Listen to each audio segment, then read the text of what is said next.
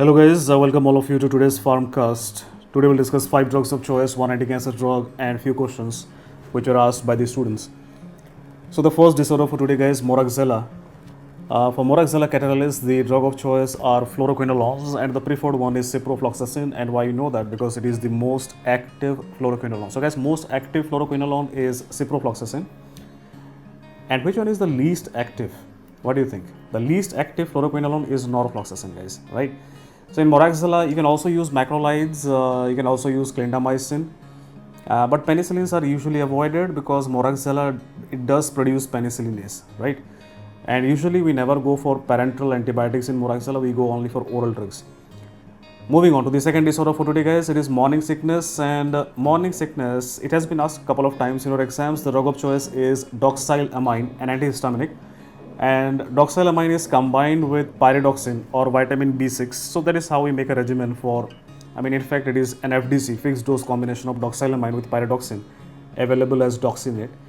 In case the female does not respond to doxylamine, we can use some serious drugs like 5-HT3 antagonist, like ondansetron, right? Can also be used in morning sickness. Now moving on to motion sickness, guys. In motion sickness, the drug of choice, it has been asked umpteen number of times in your exams, guys. Motion sickness, drug of choice is scopolamine. But the important point is, we use it by transdermal route. Now the question arises, when should I take or when should I apply the patch of scopolamine?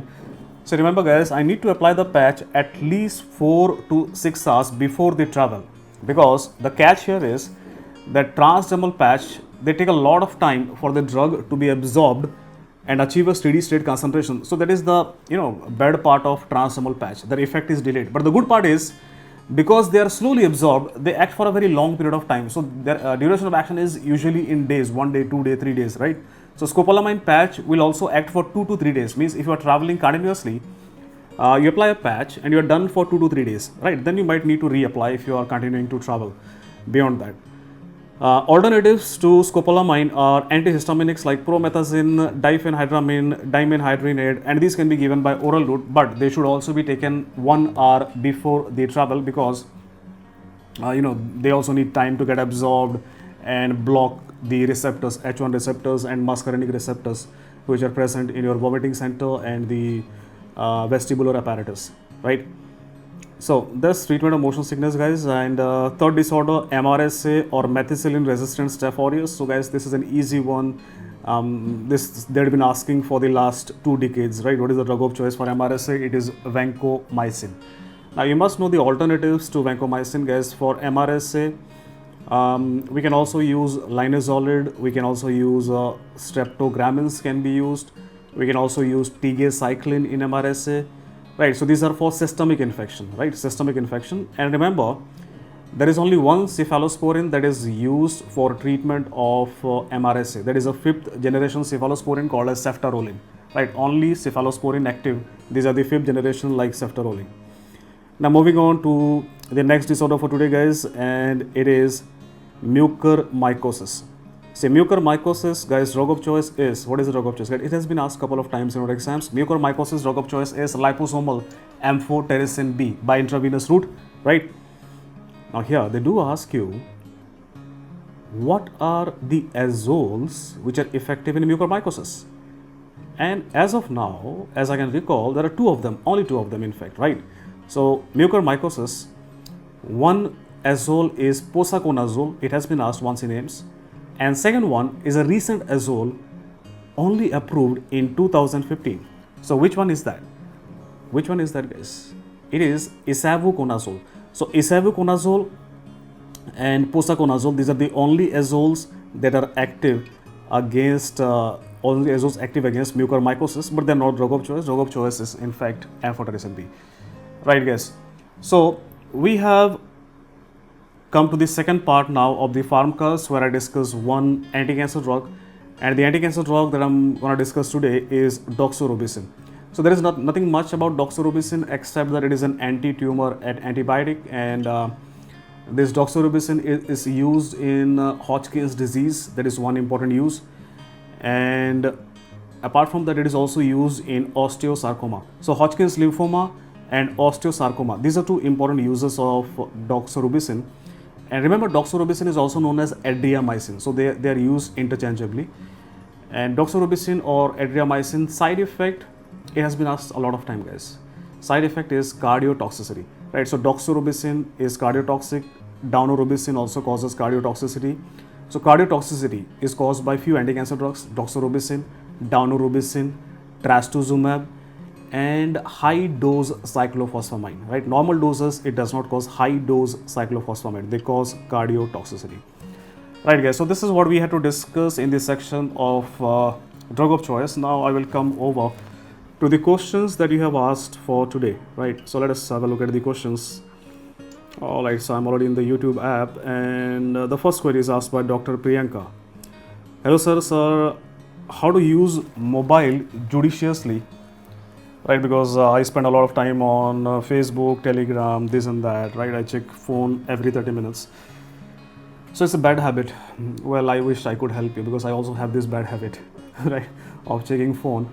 And so usually, see, what you need to do is, if I was preparing, what I would have done, because see, in our times, I cannot correlate to this problem, because I never had this problem. The reason being, we didn't have that much of social media when I was preparing, right?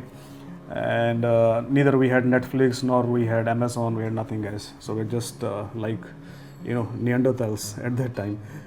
So what you need to do is, see, usually when you are having such kind of problem, then the only thing you can do is you can set a timetable for yourself, right? So make a timetable for 2 hours, right? 2 hours, and with every 2 hours you can take a tea or coffee break. And whenever you take a tea or coffee break, make it a point that while you are sipping your tea, only at that time you will use your mobile, right? And restrict yourself to the number of apps and whatever content you are following, because too much of content can also be overboarding.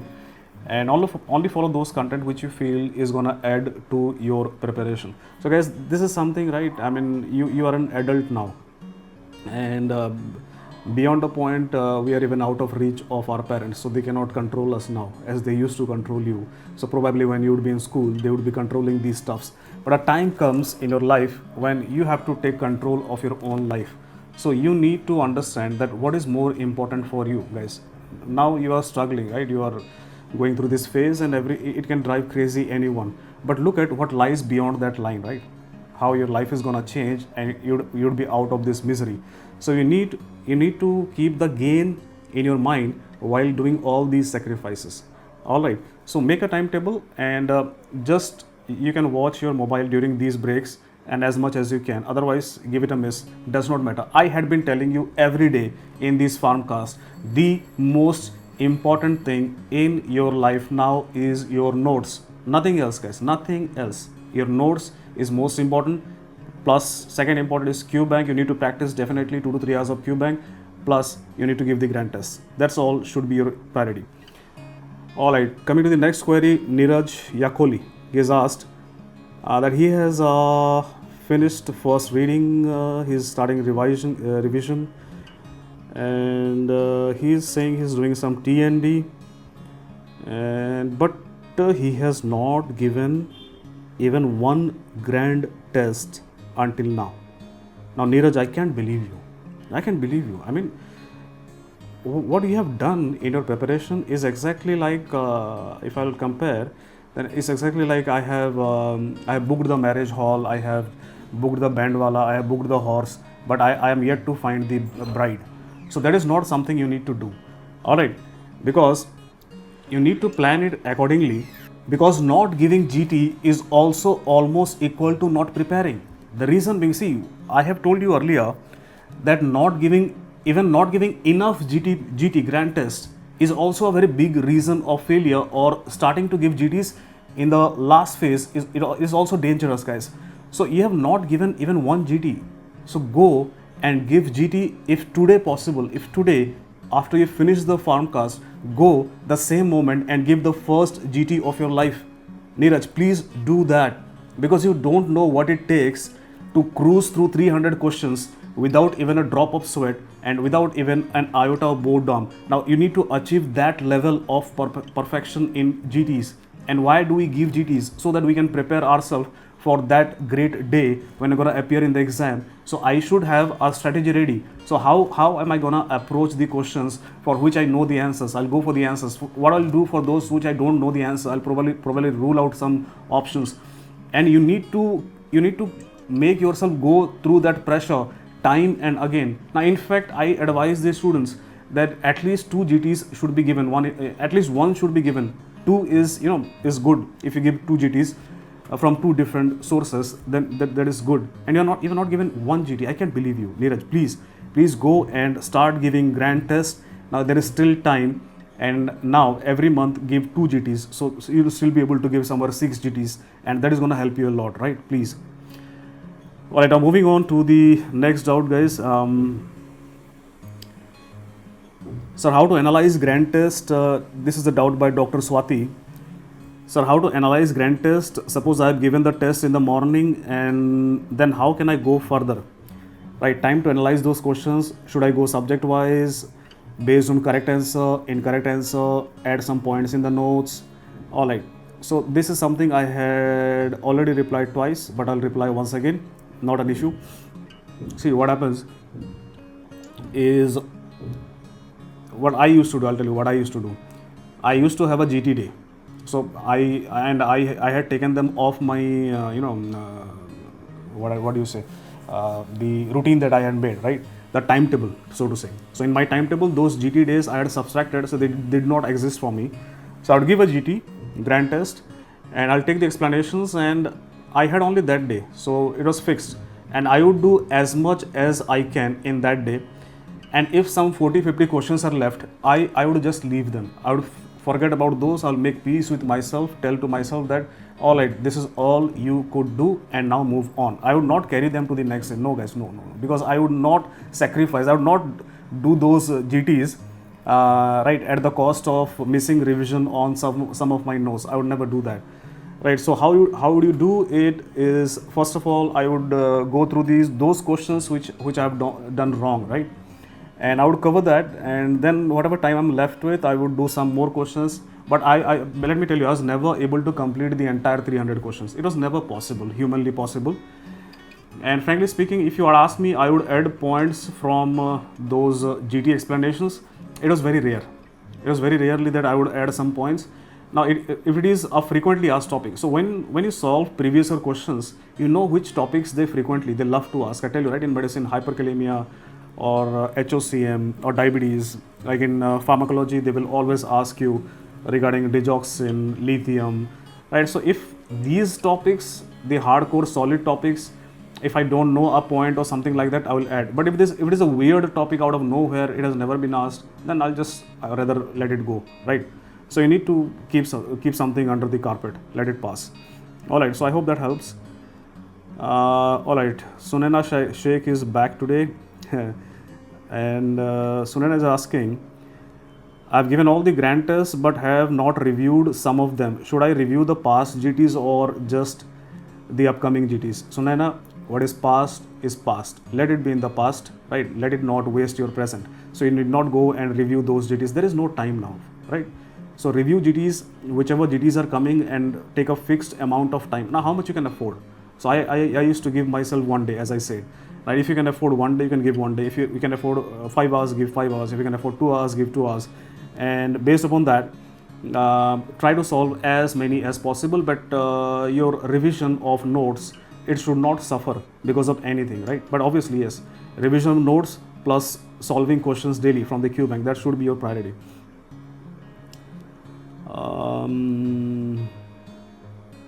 Coming to the next question. All right, so Mandana Sumant has asked quite a few questions. So in one question, he has asked 4 questions. So that's great. All right, let me cover them one by one. So Mandana Sumant has asked, first of all, all right, is there any fixed path or criteria for getting a top rank?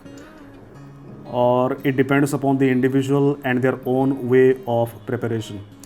All right, see, Mandana Sumant, I'd like to tell you, there is no fixed path, there is no fixed criteria, right? And everyone has his or her own way of preparation, but you need to have a mentor. Having a mentor, it helps you, and usually choose a mentor who has passed the exam just last year, previous year. So he can, on the current pattern, that your senior, immediate senior who has got a good rank, he's in the best position, is in fact the best person to go to. So make him your mentor, ask him about the resources and ask him how he judiciously used those resources. Now, here is the most important part. Don't follow him blindly, right? So you take the inputs and then try to implement on yourself and try to make some tailor-made, make some changes to those based upon what kind of person you are, right? For example, suppose your senior says that he did only Q bank, right? And you are a person, you are more comfortable with notes. This does not mean that you should, heavily invest in Q banks as compared to notes. If you are comfortable with notes, go with notes and plus do Q banks. So, you have to judiciously make changes and there is no fixed path, right? You have to make your own path, guys. All right, what is his next question? What is the ultimate reading daily or reading and getting all the syllabus sitting before the exam? See, ultimately daily reading, I'll tell you, if you are doing it full time, right? Full time, I mean full time, nothing, no job, nothing. Then in that case, you should be able to clock around 10 hours a day, productive I mean. Now, if you're really serious, you can do productive. So you'll have 10 hours when you're sitting for around 11 to 12 hours minimum, because then I'm speaking about productive 10 hours. But let me remind you, you would not achieve 10 hours on the first week or second week. It will take you at least 1 to 2 months to get there. So the earlier you start sitting, right, making it a habit, it becomes easier for you, because by the time when the race is already heating up, you're already in the race, clicking 10 hours a day, right? So it will take some time to build up that stamina, and that is the reason why I ask you to give grand tests from the very first day of your preparation, because you need at least 4 to 5 grand tests so that you can quietly sit and solve those 300 questions. That needs a lot of stamina, guys, right? All right, and his last question is, a person who can't do daily studying should not wish for top rank or not? See, if you are not reading daily when you are an MBBS graduate, I can understand that. Even I did that. I used to study, just 15 days or 1 month before the exam. But let me remind you, this is a competitive exam. This is a competitive exam, which means what? Nobody is giving you a seat. You are snatching a seat from someone else's mouth. Are you getting my point? Which means what? That person is not going to give you the seat so easily. You have to fight for it. And imagine you are competing with 1 lakh plus students, and at least I would say 30 to 40% of them, I mean near around 30,000 to 40,000 students, they are sitting and studying 24/7. Means this is their business to get a seat. So how can you probably compare yourself getting a good rank without doing the same thing? At least you need to be on the comparable grounds. Are you getting my point? So if you are part-time, you are studying part-time and you are competing with someone who is studying 24/7, right, for the last 10 months, that means you're fighting with a wooden stick with someone having a metal stick. So how can you fathom yourself to be a winner? Now, there can be rare circumstance that there is a student who has been only studying throughout his life, right, first year, second year, third year, fourth year, only studying, not living. Then such students, they might get through. I mean, I don't know, I have not seen anyone like that in my life. But I must tell you that you need a rigorous 10 to 11 months of preparation, and you have to study daily, 10 hours a day. Then you can think of a good rank. And I don't know, I mean, what is a good rank? It depends upon your preference, because for example, I wanted pharmacology. So for me, anything under 2000 was okay, because I wanted pharma in Delhi, right? So suppose someone wants radiology or pediatrics or something, so under 1000 is obviously a desirable rank. So I can say that if you prepare honestly, right, so getting under 1000 is not a difficult task if you are honest, and if you have a good mentor who can guide you, who had clicked a rank of under 1000, and if he guides you well, and if you do it honestly, you can always get a rank under 1000, but you need to be honest with yourself, right? Alright, so the last doubt for today, guys. Sarthak Mishra, he has asked, sir, can we get this, is this PHARMCAST over before November, because I have already collected a collection of 180 drugs of choice, And yeah, Sarthak Mishra, yeah, I think before November this should get over, right? I think before November it should get over, and I'm positive about that. So need not worry, guys. You just keep your studying, doing whatever you are doing, and whenever I post this farmcast, you can just come over and listen to it for a couple of minutes. So don't worry about nothing, guys. Right? Whatever is happening with you guys now. If you are not able to score good in GT, you are not able to right live up to your expectation on a particular day, right?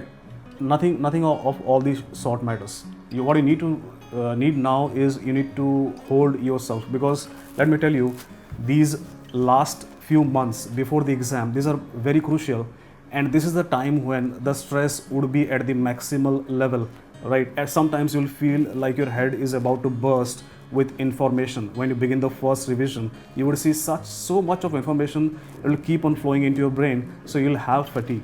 But nevertheless, you need to hold yourself, because if you'll hold yourself, those who will hold yourself in this time, they would be the only one who would be able to cross that line and would be able to taste that fruit of success which will be waiting for you right on that side of the line. So that's all for today, guys. If you have any doubts, queries, etc., you can always let me know in the comment box, and I'll be more than happy to clear all your doubts in one of these farmcasts. So that's all, guys. Take care. Bye bye. This is Dr. Ranjan with you.